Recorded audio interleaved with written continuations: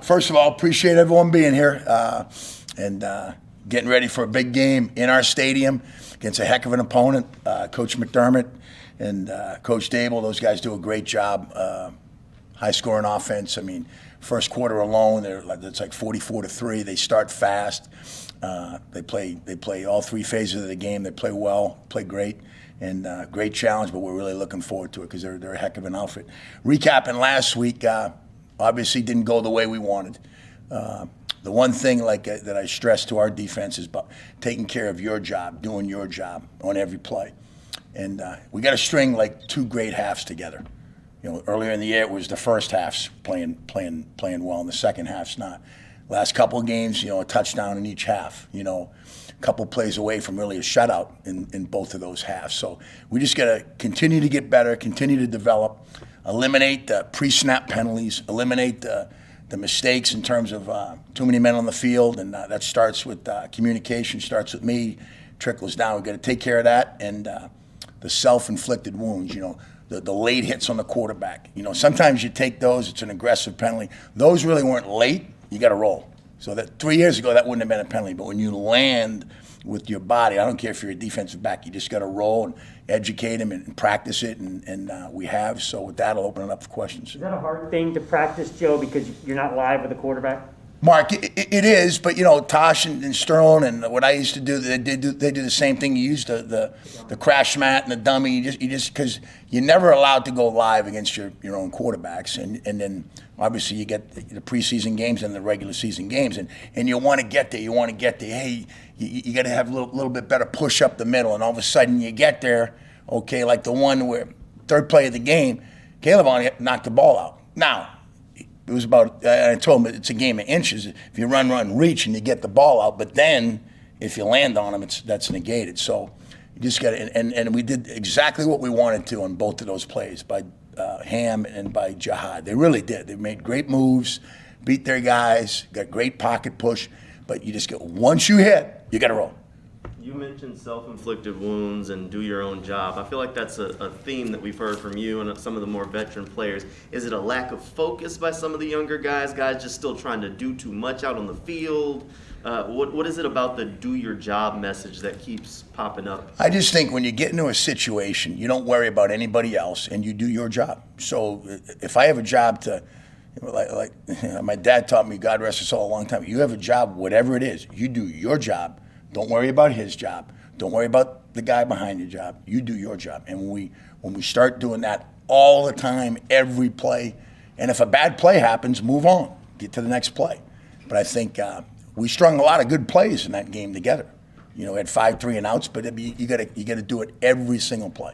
On the 12 players on the field, is there any consideration for you to scale back some of the sub packages, or what happened with that? Well, really, John, with that, it's like it wasn't a hurry-up situation. It starts with communication.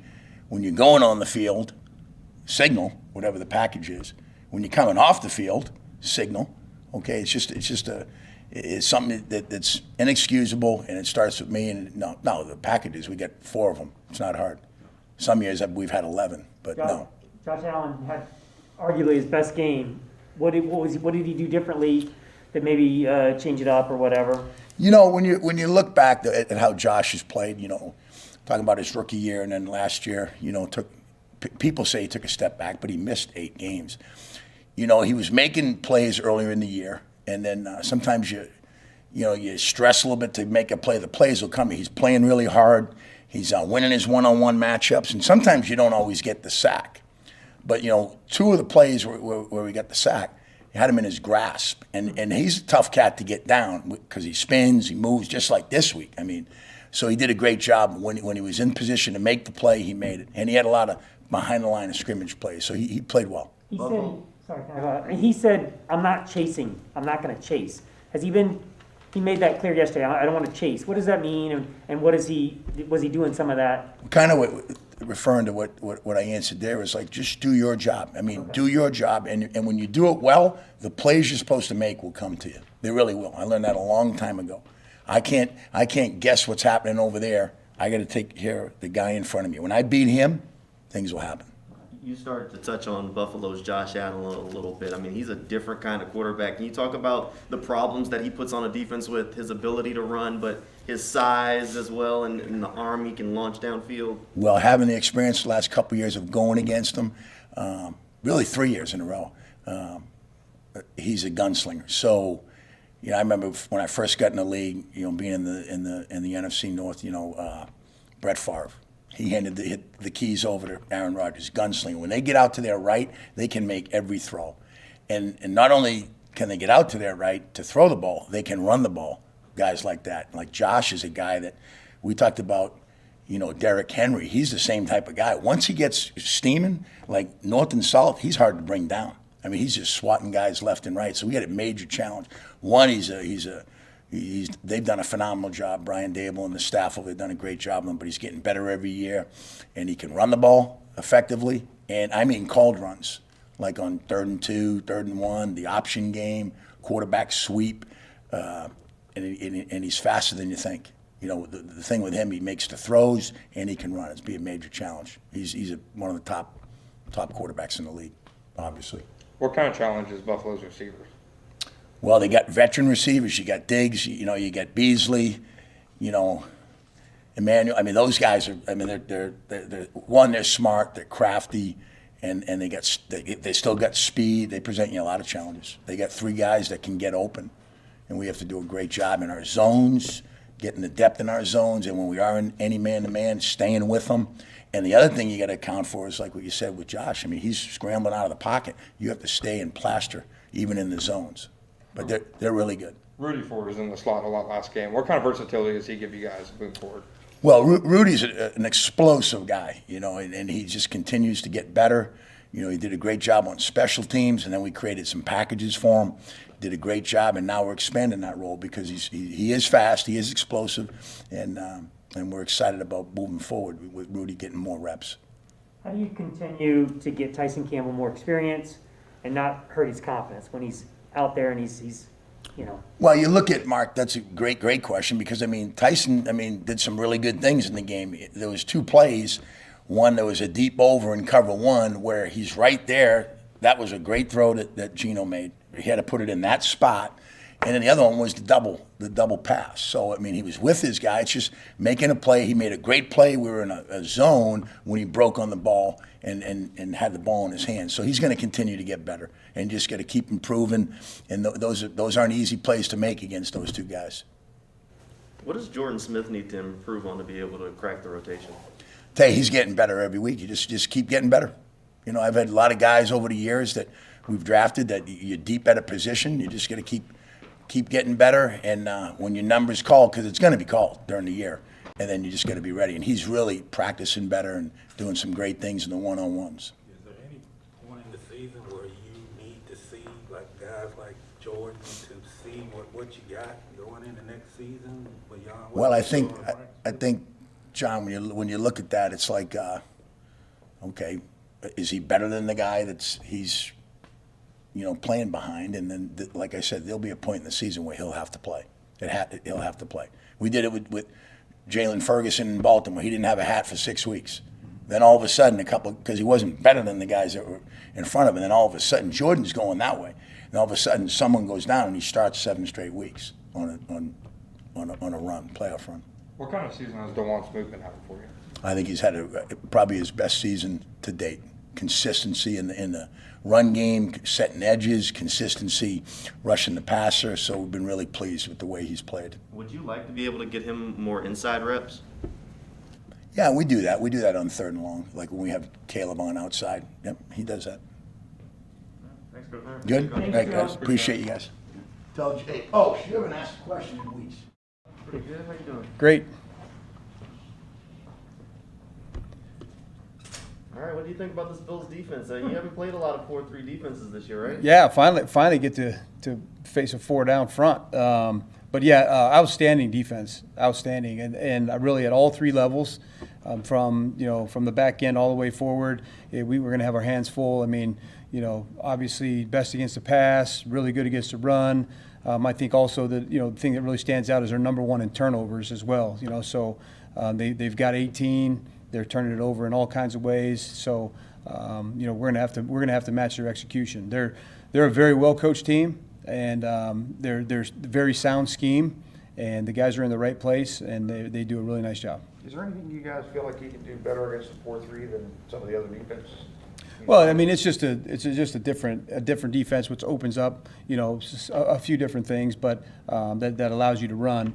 But again, this is an outstanding defense that we're facing, really, and we're gonna have to be able to handle all three levels of their defense. And they don't do a lot of crazy stuff, but the talent they got, they don't have to, right? Yeah, well, they have great talent. They have a great scheme. Like I said, they're well coached in the scheme. But if they need to do things, they still have the ability to do it in their defense, and it shows up here and there. But they've just done such a nice job with with all the guys playing well within the scheme that they don't have to do a lot of crazy stuff.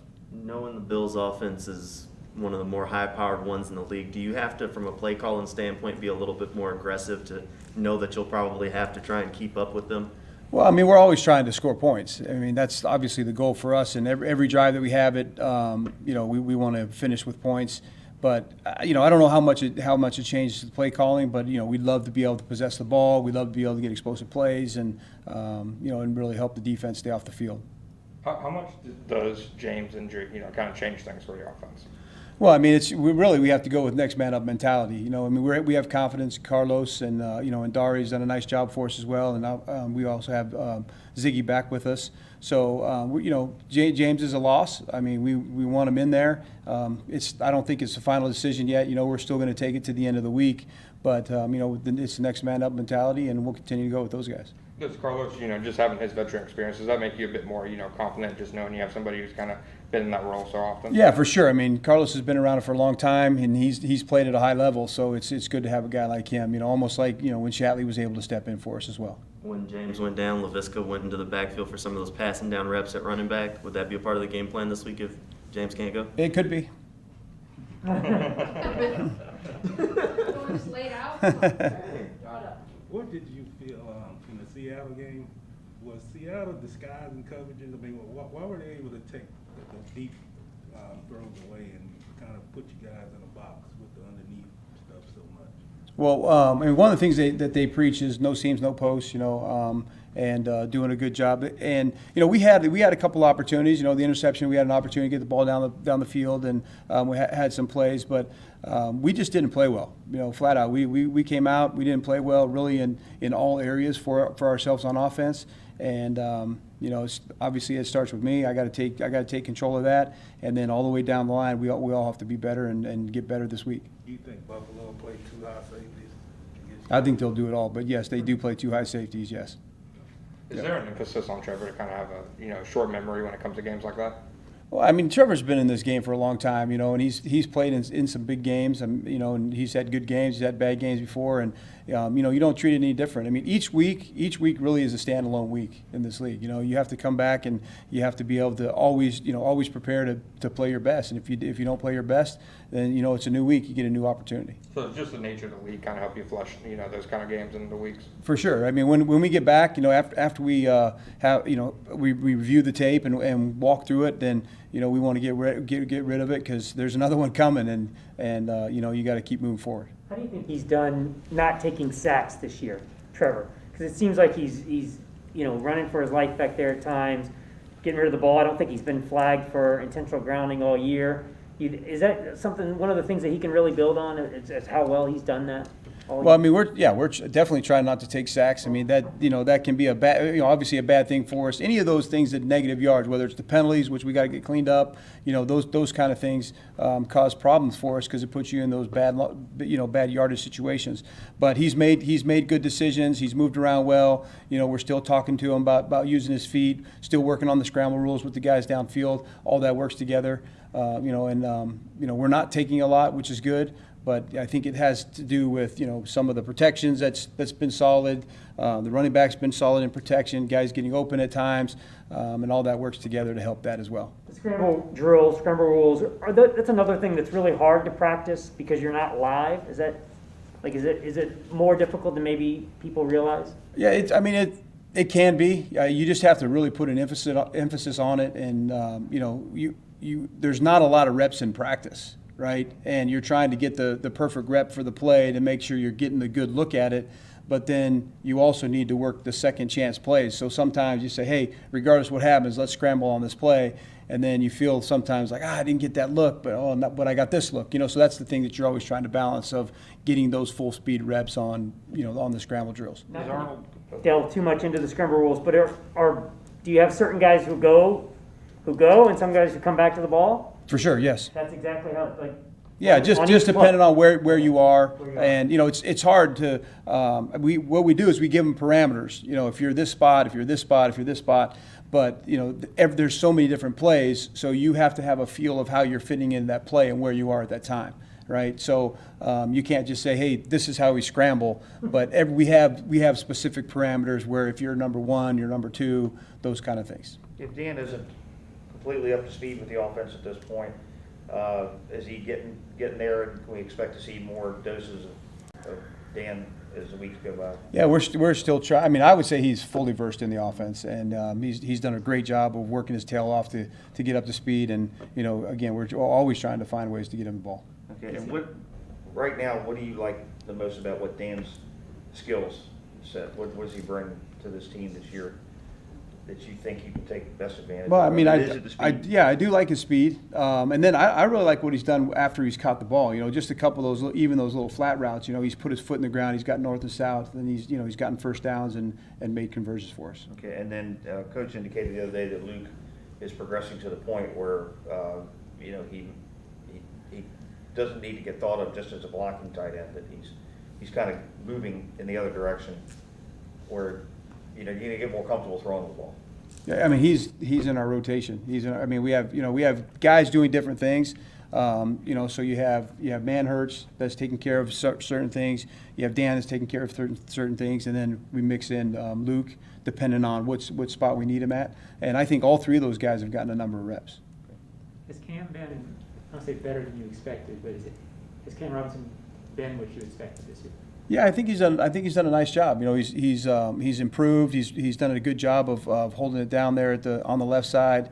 We're always working, with him and continuing to try to, to hone his craft. But as far as the year, I think he's done a good job. I'm concerned how you about to drop passes, like on keep down 3rd and 2.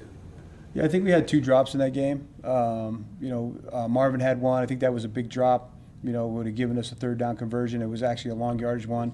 And then, T. Billy, Tyron Johnson dropped the one on the sideline after he got hit. I don't get too concerned with it a lot of times, unless it becomes an epidemic about it. But they're gonna happen. But we're trying to minimize as best we can. I mean, Mar's been a very sure-handed guy for us, so I don't see that being a problem. On the 3rd and 2. He was sliding maybe.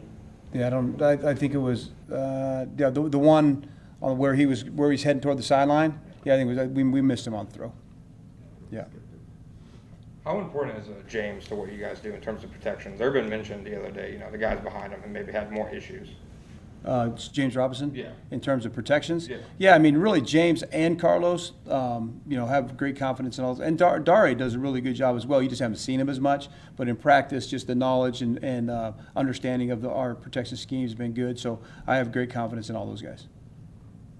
Thanks, Coach. All righty. Thanks, Coach. Yep. Appreciate it. Have a good one. Appreciate it.